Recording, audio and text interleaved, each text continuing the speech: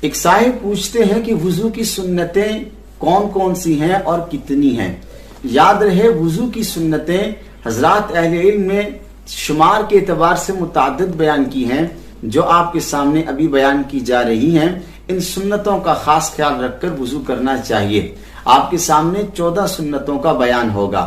سب سے پہلے نیت کرنا، وضو شروع کرنے سے پہلے نیت کرنا یہ سنت ہے۔ اس کے بعد بسم اللہ پڑھنا یہ بھی مسنون ہے۔ وضو شروع کرتے وقت دونوں ہاتھوں کو کلائیوں سمیت دھونا یہ بھی مسنون ہے۔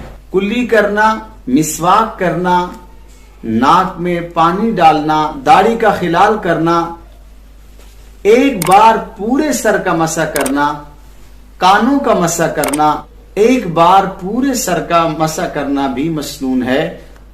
البتہ چوتھائی سر کا مسح کرنا یہ فرض ہے۔